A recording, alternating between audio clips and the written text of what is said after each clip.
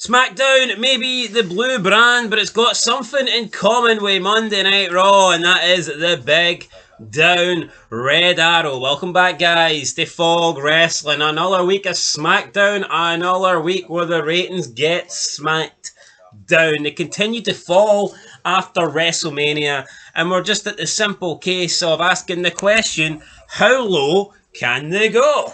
Under a mil, 1.2, 1.1. Well, we're at 1.4 and a bit, folks, and you know what? Hanging on to 1.4. It's going to nosedive even further, right? We knew this, we called it out, we said it, we predicted it, and there's nothing going to stop it, right? And see this SmackDown that this rating's in for. I mean, just look at the actual state of what was on it, man. Tragic state of affairs. Like Randy Orton coming out. I mean, the two highlight points to tune in was Aleister Black against The Miz, and Randy Orton will be here tonight. Now, what I would say is, there probably will be better advertised SmackDowns than that in the weeks to come, but there will also be worse ones. Yeah, there will be, and you know what? I mean, Randy Orton, let's just say he wasn't feuding with John Cena. Who would really care at this point in the game? Yeah, it's just because he's feuding with Cena. He's feuding with Cena, so people are going to slightly show a bit more interest, but I think Randy Orton has been pretty boring for a while, pretty irrelevant for a while. I don't like this current version of Randy Orton, just like fat and out of shape. Well, not fat, like, but I just don't think he's way too heavy, man. People are saying, oh, this is the best he's looked. Oh, that he looks like a star. Well, I remember the hater said he now looks like a star. This is the best Orton looked.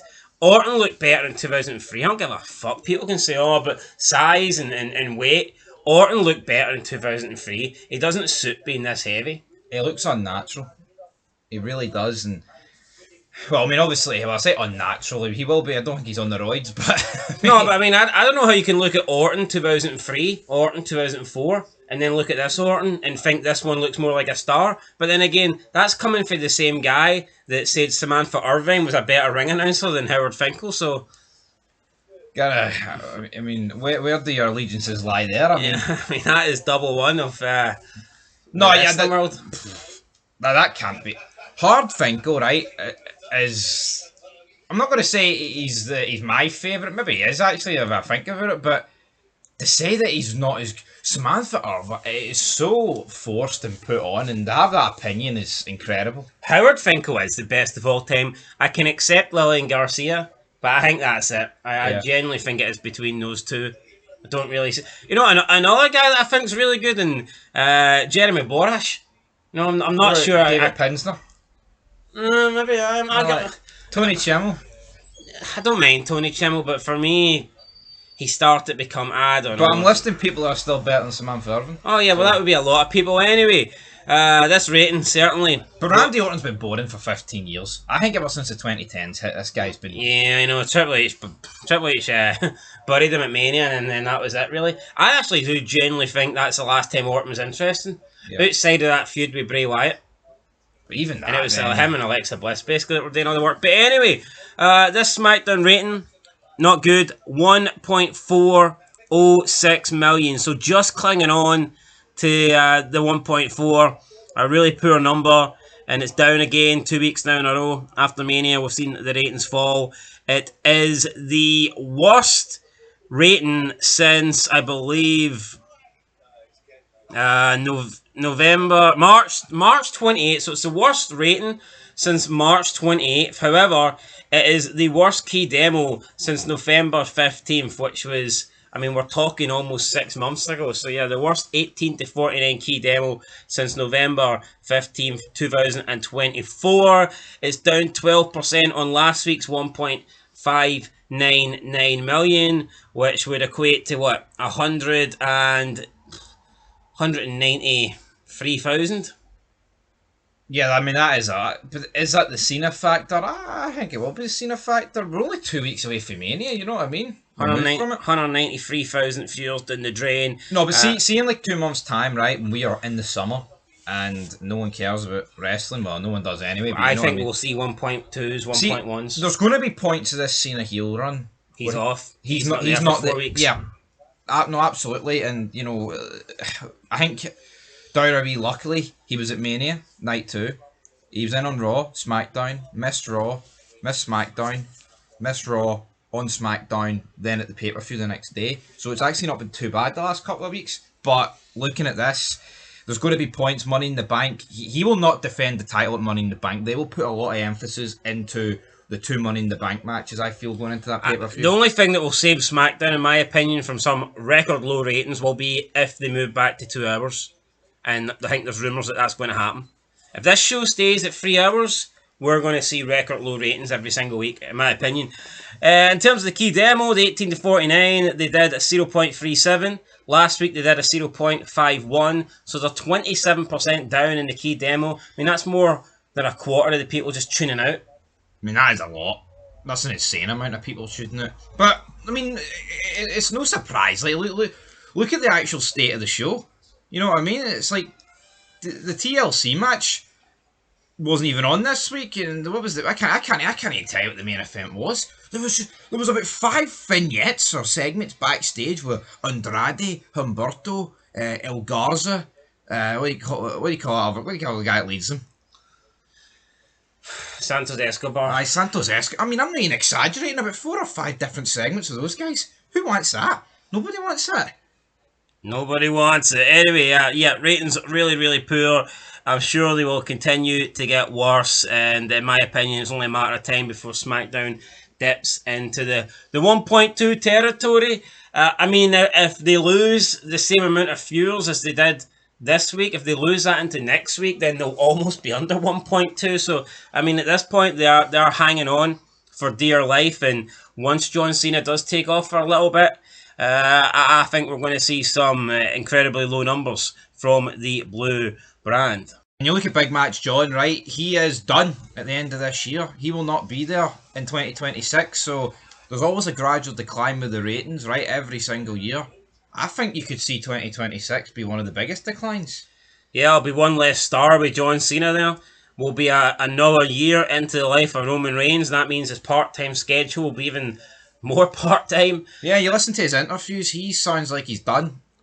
Well, he says he's going to be done in a couple of years, 2 or 3. You know what? It looks like he's done now, though. He's got more chance of getting into Hollywood than Cody Rhodes. I'll give him that, just for the pure fact that he's related to The Rock. Yeah. And he doesn't have a stupid fucking tattoo on his neck. So, I think Roman Reigns has got a better chance. You're right, though. The tattoo's going to hold him back. Yeah, it's just not a good look in my opinion. But speaking of things that aren't good looks, let's look at the clips from this week's show, and the numbers just really, really poor. The highest viewed clip hasn't even broke 600k. That's a shite number here. And that just shows you the lack of interesting things happening on this SmackDown. Yeah, and you know what? I completely forgot about the main event, which was Tiffany Stratton and Jade Cargill against Nia Jax and Naomi. So it just shows you. I mean, that's a couple of days ago, and I completely blanked. Yeah, 594k for that full match there with Tiffany Stratton and Jade Cargill. Second place, Randy Orton's telling Cena he's going to punt his head through the St. Louis Gateway.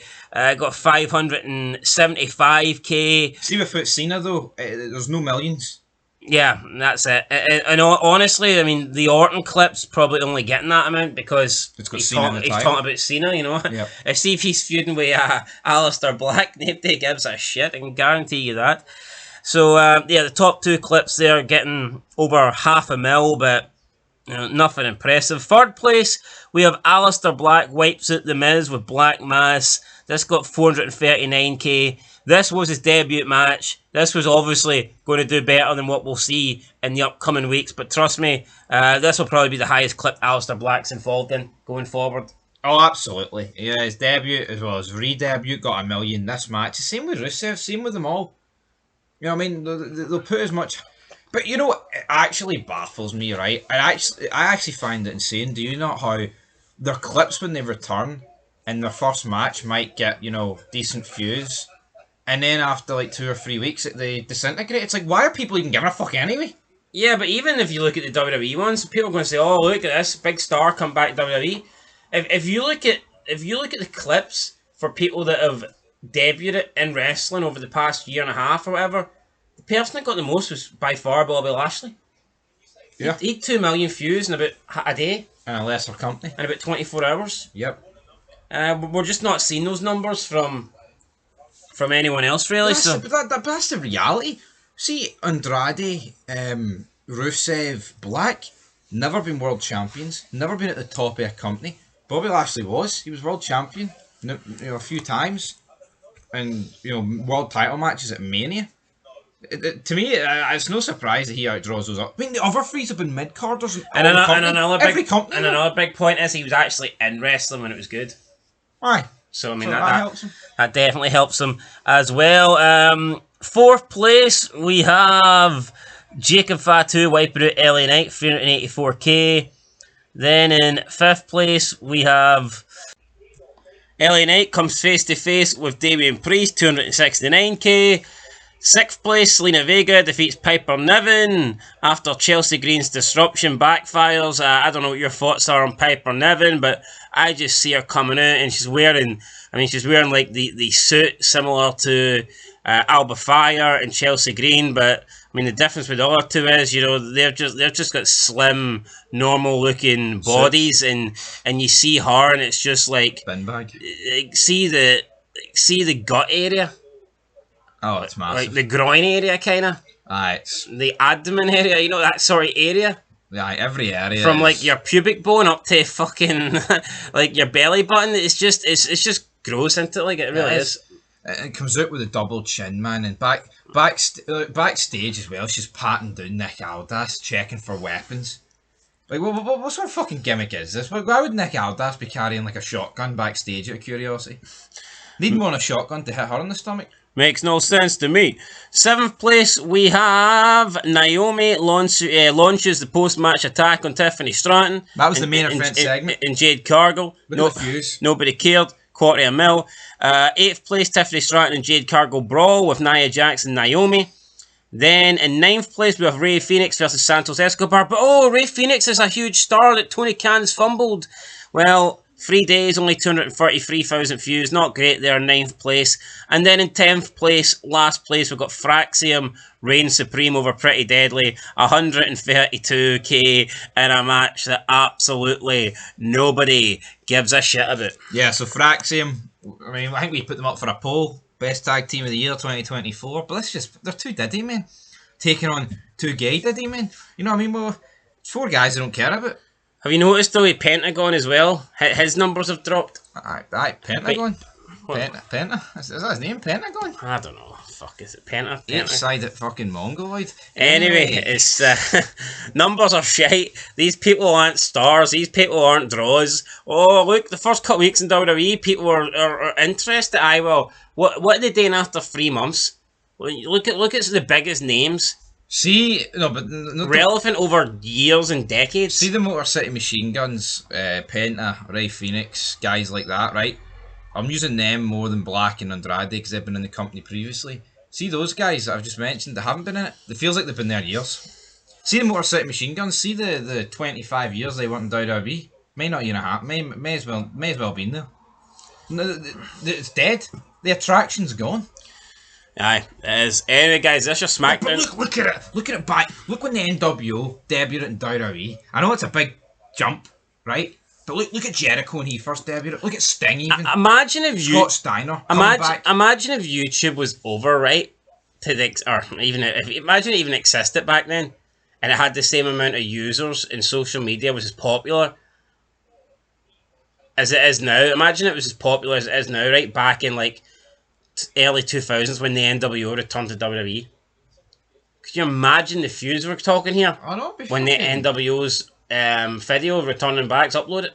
Be great. I mean, honestly, see WWE in its prime with that. I think you're looking 50 mil. I don't think that's an exaggeration. I don't. Because put it this way, if the TV number, right, is getting, I know by 2002 it had went down, but if you compare it to the Attitude numbers, I mean, and like you're combining both shows, see if you're getting way over like 10, 12 million viewers combined on a Monday, then you can bet your bottom dollar the clips across the world are going to easily get into like 50 millions, the good stuff, like the main event stuff. Just a lack of interest. Look at when Cena's there, numbers are high, clips, people are watching, people are interested, people care about what's happening to him, and then he's not there and the numbers are just fucking dreadful. Yep. You know, it's what it is. Anyway, guys, that's it. We'll catch you in the next one. Let us know your thoughts down below. And yeah, if you want to give a prediction to how low SmackDown's rate will be next week, do it in the comments. We'll catch you in the next one. Until then, peace.